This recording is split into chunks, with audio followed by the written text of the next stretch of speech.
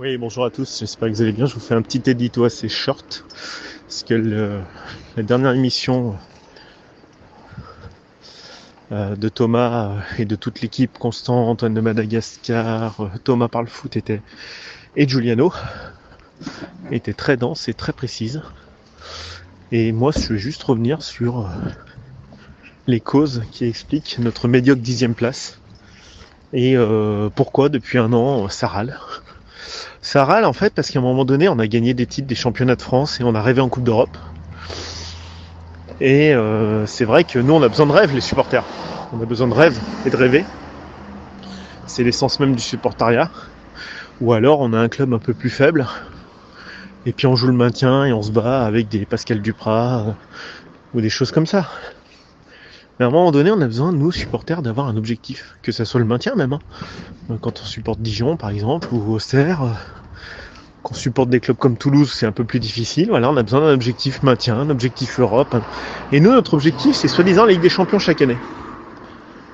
Et on se souvient quand même de l'attitude assez va-t-en-guerre de Jean-Michel Aulas en février 2020, à l'ère du Covid, quand il a dit c'est pas normal d'arrêter le championnat, on est 7ème de Ligue 1, patati patata. Mais honnêtement, avec le recul 2 ans après, est-ce qu'on aurait pu faire mieux? Avec un Memphis Depay qui était blessé, et un effectif qui est à peu près le même que celui actuellement, à savoir des joueurs très irréguliers. C'est pour ça qu'au bout de 27 journées, on était 7ème. Aujourd'hui, avec un peu plus de journées, on est 10ème, avec 41 points. Alors on va dire, ouais, la Coupe d'Europe, mais la Coupe d'Europe, vous savez, c'est désinhibe la Coupe d'Europe. L'équipe d'en face joue, c'est prestigieux, vous vous donnez à fond. Et on va me dire, quelles sont les causes? Les causes, moi je les vois. J'ai critiqué Peter Bosz, Juninho, enfin, à juste titre, je pense que ni l'un ni l'autre n'était fait pour être à l'Olympique Lyonnais à l'instant T. J'ai assez parlé de Peter Bosz, je vais pas en rajouter beaucoup. Je pense que c'était pas l'homme de la situation. Et Juninho, c'était pas le poste auquel il était prédestiné. C'est-à-dire un poste de conseiller sportif tel que le tenait Gérard Rouillet ou Bernard Lacombe, avec un œil mercato. C'était très très bien, ça fonctionnait bien, ça a longtemps fonctionné à l'OL. Mais un poste d'encadrant où il avait du mal à délimiter son champ vis-à-vis de l'académie, vis-à-vis de l'entraîneur, ça a toujours été une difficulté pour Juninho. Après, vous savez, on a découvert cette semaine quand même, et ça c'est ma thèse, mon explication, que les actionnaires ne s'entendent plus. Que publiquement les actionnaires ont émis un souhait de vendre. Donc quand ça va pas en haut, ça va pas en bas. Et ça va nulle part. Prenez n'importe quelle organisation du monde, quand ça va pas en haut, ça va pas en bas. Vous pouvez mettre les meilleurs joueurs, vous pouvez mettre Mbappé demain à l'OL, ça ira pas. Mbappé, il va être perdu, il aura pas de boussole. Je critique pas trop les joueurs, même s'ils sont responsables.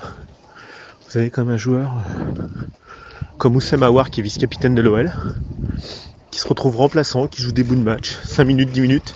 Ça enlève rien au talent du joueur. Le problème, c'est que ce sont des jeunes joueurs déjà, faut savoir. Il faut jamais oublier que ce sont des gens qui ont 23, 24 ans. À 23, 24 ans, c'est difficile. À part quelques phénomènes qu'on connaît, genre Cristiano Ronaldo, Mbappé, Neuer, enfin des jeunes très très rapidement en phase avec la politique et leurs objectifs à eux. Mais ça, c'est rare, l'automotivation. Mais ces joueurs ont souvent beaucoup de mal à s'automotiver, à trouver une construction dans leur philosophie, leurs objectifs. Et quand ça va pas en haut, ça va pas en bas. Voilà, quand j'avais critiqué quand même il y a une semaine Peter Bosz suite au match où on avait gagné 4-1 à Lorient, c'est vrai qu'il avait encore critiqué son équipe.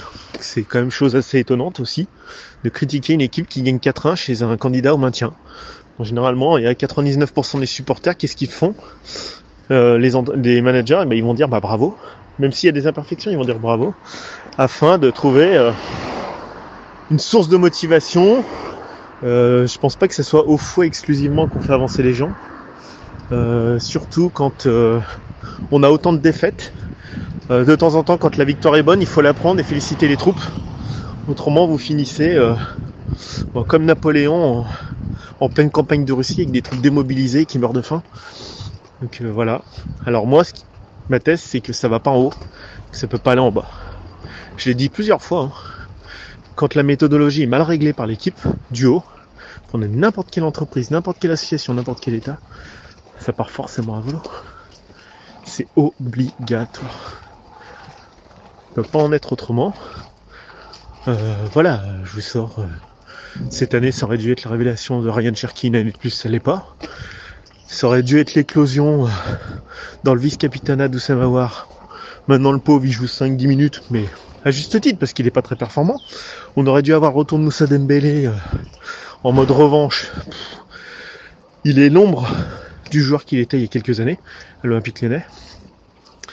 Bon, les seules satisfactions, c'est l'émergence d'un Loukeba, quelque part d'un Gusto, parce que bon, même s'il y a des failles un petit peu, l'émergence d'un Cacré, même s'il y a des failles. Voilà, mais bon, c'est en gros les seules satisfactions d'Ordre Paqueta et de Lopez, ça va être les joueurs du centre de formation, les jeunes. Autrement, c'est une saison anonyme et à oublier. Que retenir de la saison? Mais même si on bat Porto, c'est une saison ratée. On est capable de battre Porto au retour. Je le connais, l'OL. On se transcendait, ils peuvent le faire. Pour s'arrêter contre quoi? En quart de finale contre qui? Contre le Barça, contre je sais pas quelle grosse machine. Et à quand bien même on fait une demi-finale, ça va nous apporter quoi? On sera pas en Ligue des Champions. C'est une saison à oublier. Mais toutes les saisons désormais sont quasiment oubliées, à part celle de l'an dernier, où on termine 4ème avec 76 points. Mais on joue pas la Coupe d'Europe.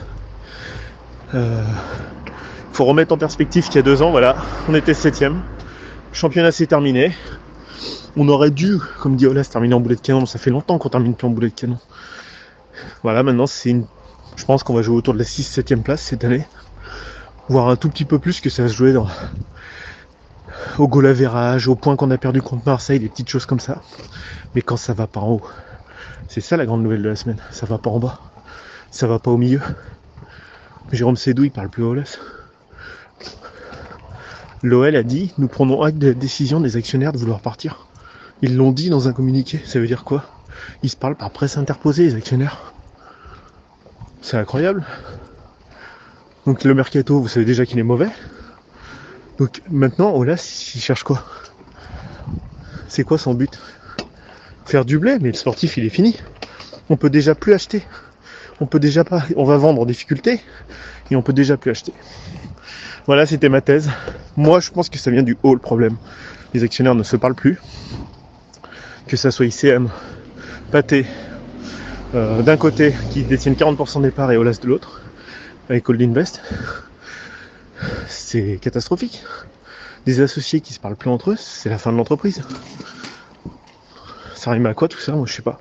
Alors après, ils vont nous dire le communiqué. Ouais, on a lancé des projets avec l'Asvel Arena, patati patata. Et alors? Mais on va acheter qui? Vous croyez que Pathé, ils vont pas donner leur droit de veto? Ils veulent récupérer leur argent. Ils ont plus envie de mettre 15 millions sur un joueur. Ça les intéresse plus. Ils veulent des sous maintenant. Ils veulent vendre. Bon, bah voilà, donc tac. Donc ça fait 1 an que je dis Olas vendait, mais moi a priori, les autres sont passés l'action avant lui. L'ambiance au board va être extrêmement tendue. C'est mission impossible pour des gens comme Juninho et Boss, même si je les critique, c'est mission impossible derrière. Clairement, c'est une mission impossible. C'est pour les joueurs, pour l'encadrement, pour tout. Voilà. Et ben écoutez, bonne journée à vous. C'était mon petit mot. L'exemple vient du haut, comme disaient les Américains. Le commandeur en chef doit montrer l'exemple dans la Constitution quand il y a une guerre. Ça vient du haut. Le haut montre l'exemple, comme le haut ne montre pas l'exemple. Et selon les voies choisies par la direction ou le commandement, vous allez soit la défaite, soit la victoire. Bonne journée à vous.